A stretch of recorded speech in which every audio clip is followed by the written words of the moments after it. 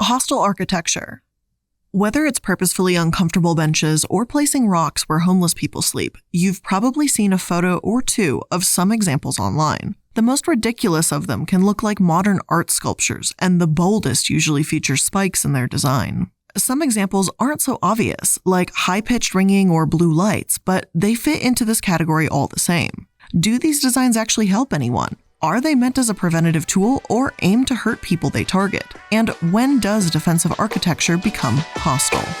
Hello everyone, and welcome to another episode. I'm the iilluminaughtii, and today we're going to be talking about hostile architecture. This script will briefly discuss death, drug use, and just general cruelty to people, so things will get a bit heavy here and there, but I think it's an incredibly important topic that needs some light shed on it.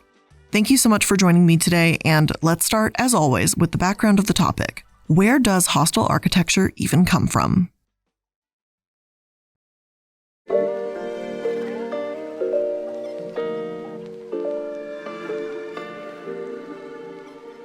The modern idea of shaping human behavior by sculpting the environment around them started in the 1800s when Baron Georges Eugene Haussmann remodeled Paris after the 1848 Workers' Revolution.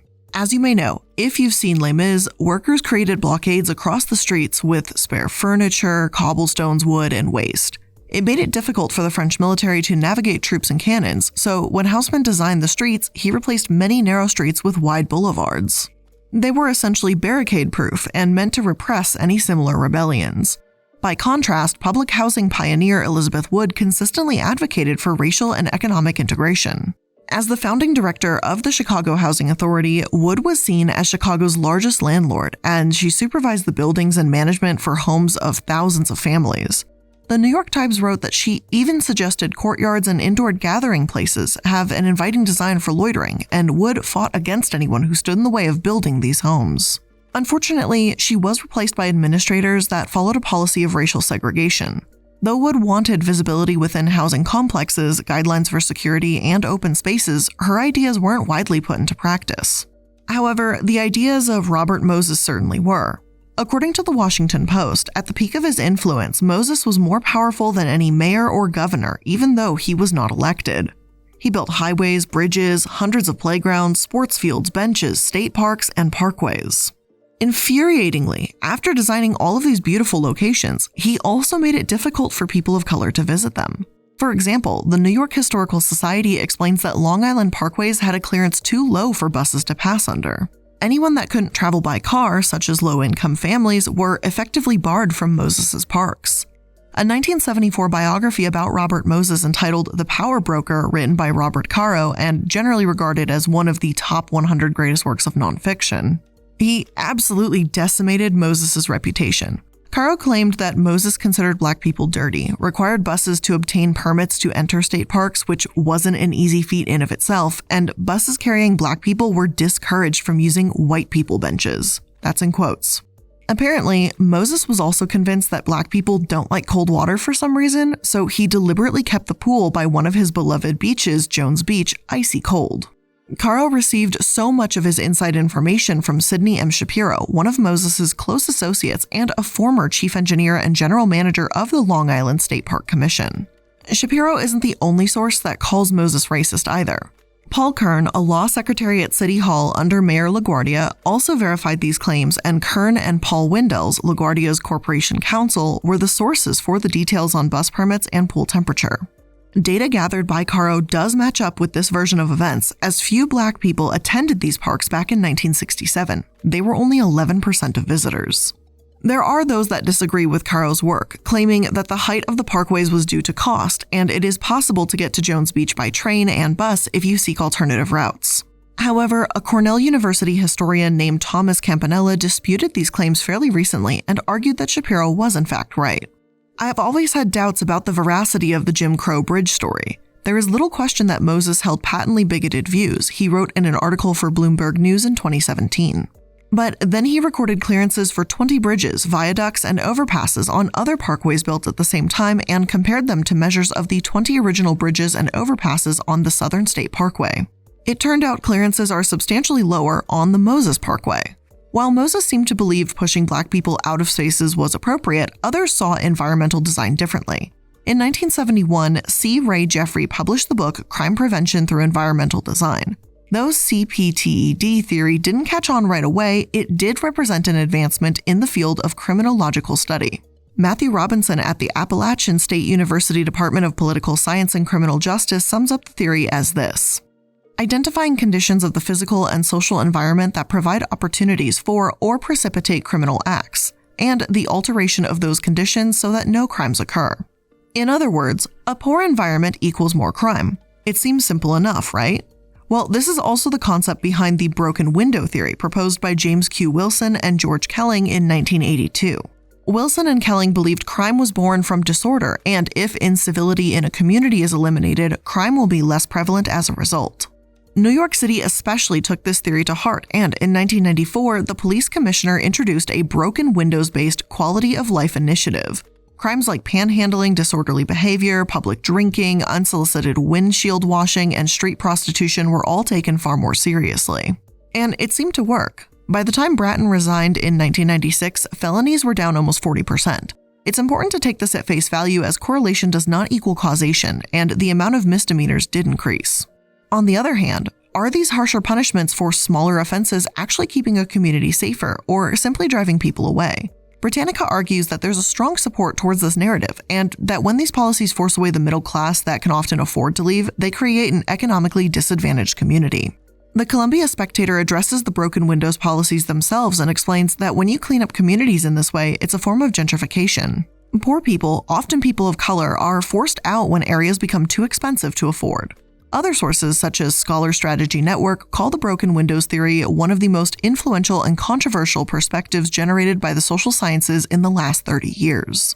Despite the little evidence that it's true, they argue that disorder may not elicit crime, but it provides advantages for already existing or would-be criminals and creates stress, which can lead to poor mental health. There are alternatives for harsher punishments too. Researchers Daniel O'Brien, Chelsea Farrell, and Brandon Welsh state that neighborhood cleanups and maintenance can help residents feel more connected to their community as they work to solve a concrete visual problem together. It creates a sense of ownership in the neighborhood, can potentially reduce the risk of interpersonal conflicts, and provide a sense of optimism to a community. Another alternative is rather obvious. Instead of complaining about abandoned buildings in poor neighborhoods, why not convert them into shelters? Or at the very least, why not maintain them? There's already a definitive connection between abandoned properties and crime. In 1993, the criminologist William Spellman stated that in Austin, crime rates on blocks with open abandoned buildings were twice as high as rates on matched blocks without open buildings. In 2005, sociologist Lance Hannon said that in New York City's highest poverty areas, the number of abandoned homes was correlated with homicide rates. Therefore, when Charles Bramis, the chair of epidemiology at Columbia University, and John McDonald, a University of Pennsylvania criminologist, were given the opportunity to study this connection more in depth, they seized it. A member from the Pennsylvania Horticultural Society was convinced that the tens of thousands of empty lots in Pennsylvania drove up violent crime. To combat this, the PHS had remediated about a tenth of the 49,690 lots in Philly by clearing trash, planting grass and trees, and installing fencing. When Branis studied these locations, he found a 39% reduction in gun violence around remediated abandoned buildings and a 5% reduction around remediated lots.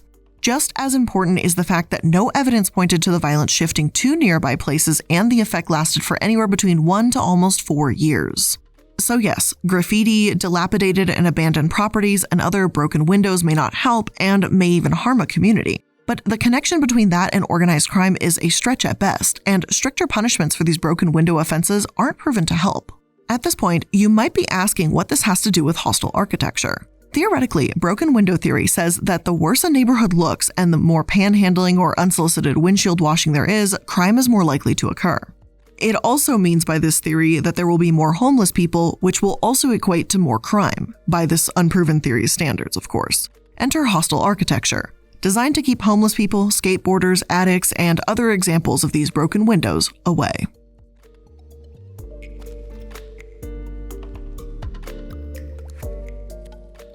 Although forms of hostile architecture are quite old, the concept has evolved and become more widespread in recent years. Cara Chellu, a Toronto-based researcher and public space advocate, states, Hostile architecture has really ramped up in the last 15 years or so since there's been an increased focus on public space in city building. We're creating public spaces, but within public spaces, there is the intention to keep public space orderly and maintained, to save on policing costs, or to reduce maintenance and vandalism. You may have never noticed just how hostile the architecture of a city can be if you haven't been homeless. Alex Andreou wrote an article for The Guardian in 2015 stating that he sure didn't until he became homeless in 2009 after the economic crisis. Alex was living in London at the time and states that two places in particular were especially beloved by him and other homeless people. One was London's Underground Circle Line, a continually moving railway, or for Alex, a safe, dry, warm container, like a giant needle stitching London's center into place. Now, however, the Circle Line is no longer a full circle, putting a stop to the continual travel. The second was a bench off Pentonville Road. Alex referred to it as an old wooden bench made concave and smooth by thousands of buttocks underneath a sycamore with foliage so thick that only the most persistent rain could penetrate it, sheltered and warm against a wall behind which a generator of some sort radiated heat. One morning, that bench was replaced by a convex metal perch with 3 armrests. Defensive architecture doesn't happen by accident. As the article puts it, it is a sort of unkindness that is considered, designed, approved, funded, and made real with the explicit motive to exclude and harass. Consider the Camden bench, which looks less like a bench and more like a sloped concrete block. Its creators claim that it's been designed to resist criminal and antisocial behavior. It's extremely difficult to lie on, skate on, or hide any contraband in. The benches are apparently covered in a waterproof anti-graffiti coating too. UK-based artist Stuart Semple says that the Camden benches are the best example of the worst kind of design, and that the designers of the bench themselves seem proud of the fact that it's anti-everything. Others say it's not anti-everything, just anti-homeless and anti-youth. Savik, a PhD student in Switzerland, co-authored a book on the subject. He states that unpleasant designs are silent agents there to, quote, make things pleasant, but for a very particular audience. So in the general case, it's pleasant for families, but not pleasant for junkies, end quote. While making it more difficult to hide illicit materials in park benches isn't inherently a bad thing, the motive and evidence behind these designs are questionable and insufficient. Dr. Baker, lecturer in human geography at the university, says that much of the hostile architecture allows us to avert our gaze from poverty and displace the visibility and profound inequality. A hostile architecture might make some people more comfortable, not seeing the extent of the problems of homelessness in their community, but is that a good thing? Shouldn't we be less avoidant, less concerned about our comfort levels, and more concerned about resolving the core issue? Dr. Baker states, there's a responsibility on the part of people involved in creating affordable housing, in creating decent living wages, to do their part to address homelessness. If our environment and these cities are supposed to reflect the world we desire and want to live in, then hostile design should give us pause. However, supporters of hostile architecture prefer to call it defensive architecture. Dean Harvey, the co-founder of a company that produces furniture like this, states that it's a solution against drug drops. When we design a piece of furniture, we're not thinking about it being antisocial. We're thinking about that piece being used in the public realm, rather than as a skating pit or for grinding an object or as a hangout. There are some forms of hostile or defensive architecture that do genuinely serve the purpose to defend. Bollards such as concrete barriers and planters, hardened street furniture, and water fountains all surround DC's federal buildings, museums, and monuments. They're meant to stop any unwanted entry from vehicles, especially those that might be carrying bombs. Some retractable bollards were developed after the deadly lorry attacks in Nice and Berlin, and they can stop a 7.5-ton truck going at 80 kilometers per hour. Others have a post and arm shape to provide security to storefronts and a place for bicycles to park as well. There is a downside to some forms of bollards, such as hardened benches, definitely are not ideal seats, and they can limit public space, making it harder to navigate for people with disabilities. Even so, to pretend that every single type of defensive architecture is hostile would be disingenuous. Unfortunately, it is the hostile architecture that seems to go too far. And before we take a look at how far these things have gotten, let's take a quick moment to thank today's sponsors. It's the holiday season. It's the season of giving, but you've already given enough to your internet service provider. If you haven't been using ExpressVPN every time you've gone online this year, you may have been giving away information to your ISP. Now, I'm not just talking about the enormous internet bill you have to pay every month. Every time you go online without ExpressVPN, your provider like AT&T or Verizon, Comcast, whoever, can see and log every single website that you visit. Oh, and they can sell that too. So that's why I'm kind of done giving my internet service provider free information, which is why I go online with ExpressVPN. It's the app that encrypts and reroutes 100% of my network data through their secure servers so my provider can't see or sell a thing. And it's time for you to also start taking back your internet privacy today with the VPN that's rated #1 by TechRadar and Mashable. Make sure you visit expressvpn.com/prism to get 3 extra months of ExpressVPN for free. That's expressvpn.com/prism. expressvpn.com/prism to learn more. The holidays are hectic, but HelloFresh can help keep things simple with recipes that cut back on meal prep and cleanup so you can spend less time in the kitchen and more quality time with your friends and family. HelloFresh offers 50 menu and market items to choose from every single week, including vegetarian options, calorie smart, and gourmet options, providing plenty of variety for everyone at the dinner table. And HelloFresh meals are ready in around 30 minutes or less. Plus, with their quick and easy meals, 20-minute recipes, or low prep and easy cleanup, you can get food on the table quicker so you can spend more holiday time with your loved ones. I love their really easy caprese sandwiches and flatbreads. Those things are done super fast, they're tasty, they're delicious, and most importantly, they can be delivered every single week very quickly through HelloFresh. So there's nothing really to lose except to try HelloFresh today. If you want to check them out, make sure you go to hellofresh.com/prism14 and use code PRISM14 for up to 14 free meals and 3 free gifts. Again, that's hellofresh.com/prism14 and use code PRISM14 for up to 14 free meals and 3 free gifts.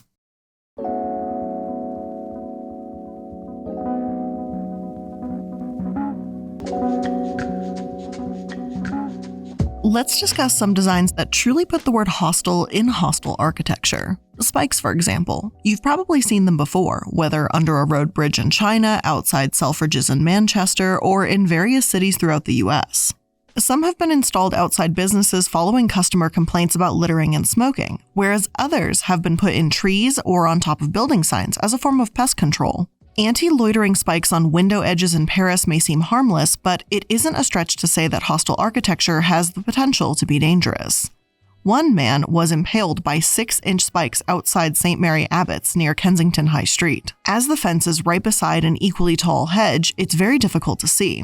The man had been in the hospital for hitting his head recently, and he was still wearing hospital pajamas under his clothes when he was found. It took weeks for him to be identified as he was an immigrant, and he lost his job in 2013 and had struggled with alcoholism and depression. Being unable to find another job, he had been living on the streets out of desperation before his death in 2015. Ed Bourd, the man who found his body, said that people were walking by without even noticing, despite the blood pooled on the ground around him. That was one of the things I talked to the therapist about, Bourd said. It upset me that someone like that spends their life not being noticed, and even in their last moments, people still walk past. Although it's unclear if these fence posts were specifically designed to keep homeless people away, the point remains the same. Many people don't pay attention to these problems right in front of them. Whether that's recognizing the hostility in their environments or a dying man at their feet, these conversations need to be had, no matter how uncomfortable they might be. There are those that have tried to do exactly that and express how grim hostile architecture can be through art. Sculptor Fabian Brunsing, for example, created a pay bench, an art installation of a park bench with metal spikes that only retracted when someone fed it a coin. This was a satirical piece, but unfortunately, Chinese officials did not get that memo. In fact, they thought it was such a great idea that they actually installed similar benches in Yantai Park. Sometimes hostile architecture is bold and openly displayed like this. Sometimes you may not notice it without looking closely.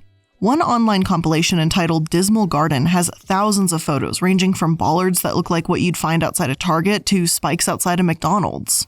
There are stealth CCTV cameras in London, anti-graffiti seats on subway seats in Germany, and devices that keep large trash items outside rubbish bins in Copenhagen. None of these particularly scream hostile to me, but in some cases practical. The seats look easier to wash, and the bar over the trash would stop it from overflowing too quickly. But the spikes outside of banks, the quote, bum-free metal walls in San Francisco, and the countless amounts of anti-loitering ironwork there are for one reason only: to drive away homeless people. In the Canadian city of Calgary, authorities have covered the ground beneath the Louise Bridge with bowling ball-sized rocks in an attempt to make the area more uncomfortable for the homeless people that had taken up shelter there. Public benches around the world have been redesigned to feature another armrest, which conveniently makes them harder for people to sleep on. But if all else fails, there have always been sprinklers, and I'm not talking about ones that may be in parks, as using sprinklers for greenery would actually make sense. Instead, one tanning salon in Bristol installed a sprinkler system to deal with, quote, severe antisocial behavior that accompanied rough sleepers. Campaigner and founder of Help Bristol's Homeless, Jasper Thompson, said the measure was a bit draconian and added that he thought it was, quote, quite remarkable in 2018 that you'd go to such measures to stop someone from sleeping in your doorway. I appreciate there's an issue with homelessness in the town center, but I don't think it is the right way to go about it, end quote. A spokesperson for the salon argued that their shop was consistently littered with bedding, broken glass, food waste, feces, and syringes when they opened. A shop shouldn't have to deal with these problems, especially not the syringes. That can be dangerous if any employee had to handle them, or if the shop had any children entering. Yet, do sprinklers actually solve this issue? Well, the answer is of course not. What's to stop someone from sleeping at a business across the street instead? Hostile architecture is like putting a bandage on a gaping flesh wound, then ignoring the problem entirely. It may give one party a sense of accomplishment, but meanwhile, those suffering continue to do so and are swept aside when they desperately need help. This next example is particularly messed up and hilarious, but not in a funny way. These sprinkler systems are actually bad enough when they're attached to businesses, but one San Francisco church faced massive backlash in 2015 when they installed water sprinklers above their doorways to douse homeless people seeking shelter. One Guardian article that addresses the issue starts their story with an appropriate quote from the Bible itself. Whoever is generous to the poor lends to the Lord, and he will repay him for his deed. A church, a nonprofit that is meant to help a community, turned its back on those most in need. Local media were quick to call out St. Mary's Cathedral, home of the Catholic Archbishop of San Francisco, and they backpedaled almost immediately. KCBS Radio in particular spoke out about how homeless people and their belongings were being soaked, and church officials started dismantling the sprinklers and claiming it was all a misunderstanding. The spokesperson for the Archdiocese admitted that they had added them several years prior to deter homeless people from sleeping in the alcoves of the church, but then stated it was obviously never the church's intention to actually douse homeless people with water. So the sprinklers were meant to keep homeless people away, but once someone got wet, the church said, well, we never thought anyone would actually get doused. Is this all just a big misunderstanding? It just doesn't add up, does it? KCBS also spoke with a homeless man named Robert on their show who made the point that as inconvenient as the sprinklers were, they can also be dangerous. We were going to be wet there all night, so hypothermia, cold, all that other stuff could set in. It's keeping the church clean, but it could make people sick, he stated. Once again, this form of hostile architecture does nothing to address the core problems of homelessness or attempt to help these people in any way. Seattle has even used bike racks to discourage homeless camping. Rather than spend their funding on shelters, the Department of Transportation there spent almost several $1,000s for bike racks that have gone almost entirely unused, just to prevent an area beneath a viaduct from being camped in. One resident says that many of the homeless people in that area were women and children, and certainly not dangers that some neighbors made them out to be. Sarah Rankin, a law professor who directs Seattle University's Homeless Rights Advocacy Project, stated, I do think cities are getting much more savvy in their approaches. They realize that a fence is blatantly clear to everyone, but if you install bike racks or boulders that are somehow serving other functions, it's very disingenuous, would be putting it mildly. There are plenty of other tone-deaf forms of hostile architecture too. Take deflectors, for example. Some may have spikes, some may just be curved materials placed in corners. Across the world, whether in Europe or San Francisco, these pee-proof designs have UV-treated paint and force urine to bounce back on the person urinating. It's designed to discourage public urination. It's not to say that I'm advocating for public urination, but, maybe some more public toilets instead. Many people that experience homelessness have literally nowhere else to go. Restrooms in businesses are often for customers only, and as the pandemic continues, the problem has only gotten worse. In New York City, chains like Starbucks and McDonald's, where homeless people were sometimes allowed to go in and use the restroom, are now turning people away. Worse than that, temporary portable toilets have been taken out of operation after they were vandalized, leaving those that rely on cafes and eateries for public restrooms and free water with fewer and fewer places to go. Urinating outside isn't ideal for anyone, but for many homeless people, there's no consistent alternative. While the San Francisco Public Works does advertise 25 self-cleaning public toilets accessible for people with disabilities and a list of other public toilets, a number are closed due to renovation and few are available 24 hours a day, 7 days a week. As one writer for Forbes, Janet Stemweddle, puts it, figuring out how to address the root causes of public urination and how to recognize the humanity of homeless people might leave fewer San Francisco residents feeling pissed off and pissed on.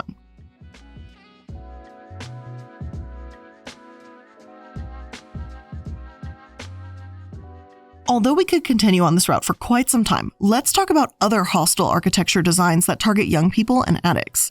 It's important to recognize that as hostile architecture continues to spread, it can potentially hurt more and more marginalized people. San Francisco, which BBC calls the birthplace of street skateboarding, was one of the first cities to introduce designs to stop skaters. Pig ears, or metal flanges added to the corners of pavements and low walls, are meant to send a skateboarder tumbling if you try to jump or slide along them. Although this solution seems like it can cause injury to skaters, there's a lot of YouTube videos out there where skateboarders show how you can tamper with the studs and pop them right off. Now, I definitely don't recommend that, but the point here is that, once again, it's not addressing a root problem. It seems like if there were more skate parks or designated areas for skateboarding, then pig ears wouldn't be as necessary. Then there are those sounds that both skateboarders and homeless people have to contend with. The mosquito is a high-frequency sound most audible to teens and young adults, meant to put an end to loitering. There's been quite a bit of debate around if these devices are needlessly cruel or genuinely effective. Great Barrington, Massachusetts banned the device after a movie theater owner installed one, and Milford, Connecticut opted to increase police patrols instead of installing the mosquito in their parks. On the other hand, there's been no public outcry or complaints in Columbia, South Carolina, where a mosquito was installed in a parking lot where students gather after high school games. "We'd have crowds gather in parking lots, and there'd be the usual trash talk, then you'd have fights," said Rick McGee, the school's district emergency services manager. "Now there's no confrontation at all, they just get aggravated and leave within a few minutes." But if the mosquito doesn't affect you, as it's meant to irritate young adults, then there's always kids' music. Lake Pavilion in West Palm Beach, Florida has been known to blare grating songs like Baby Shark and Raining Tacos on loop to prevent homeless people from sleeping near an event center. In 2018, Germany announced plans to use atonal music at railway stations, an experimental type of music that can be unsettling and discomforting as it doesn't rely on the traditional harmonies and rhythms we're used to hearing. These sounds may not be literally or physically attacking people in the way that other forms of hostile architecture have, but once again, they continue to enable this pattern of band-aid solutions and ignoring the real problems. Other forms of hostile architecture can even include lighting. This particular case is far more debatable, as lighting isn't really particularly hostile as it appeared throughout my research, but it is worth mentioning. Some public restrooms, like one in New Kensington, Pennsylvania, have taken to installing blue lights in an effort to make it difficult for addicts to see their veins.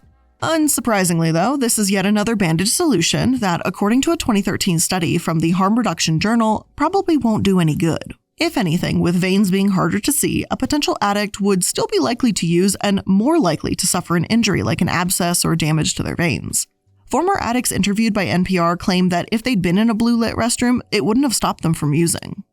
Critics of the blue lights have gone so far as to call it an act of violence against injection drug users because of the potential injury, and argue that proven strategies should be implemented instead, like universal access to medically assisted treatment or supervised injection facilities. Whether or not you agree these blue lights are a form of hostile architecture, they do serve the same purpose: driving a group of people from a public space with little or no regard for their safety.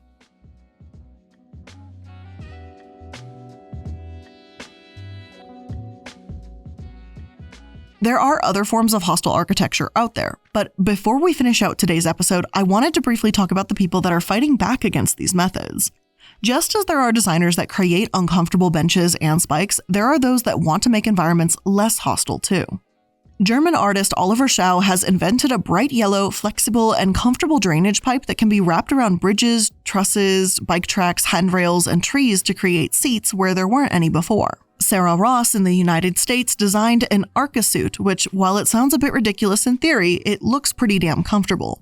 Basically, it's a jogging suit that has cushions built into it. Lay down on the ground and you've got an automatic bed.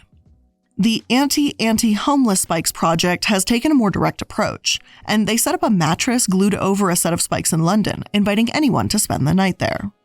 Picture the Homeless, an advocacy group in New York City, has also launched a Free to Pee campaign in 2018 to try and bring more bathroom access to people living on the streets. Harvard Civil Liberties Law Review estimated in April 2020 that the ratio of public restrooms can range from one restroom per 27 people to one restroom per 126 people in the 10 cities with the largest homeless populations. Without more public restrooms, viruses can spread easier. Not just COVID, but in 2017 and 2018, a grand jury report found that the lack of access to public toilets and hand washing contributed to a hepatitis A outbreak in San Diego that killed 20 people and made 600 sick. Architecture itself, from the lack of public restrooms to spikes, isn't set up to be kind to homeless people. Whether you believe that every example on today's episode was hostile or not, one thing does seem to be clear. No amount of spikes will simply rid a city of its homeless population. More needs to be done, and whatever that may be, it should be safe, effective, and hopefully, kind. But with all of that being said, that's where I'm going to end today's episode. I hope you learned something new here today, and if you did, make sure that you're liking, following, and subscribing so that you can stay up to date on all the latest episodes. If you want to connect with me outside of these episodes, make sure you go to my Linktree link. It's got links for all of my projects, social media, and other things that I'm involved with. So if you wanted to connect with me on other forms of social media, see what other projects I'm working on, go there. It's nice and neatly organized. Thank you so much for joining me today. I hope you learned something new about hostile architecture, and I'll see you in the next one. Bye.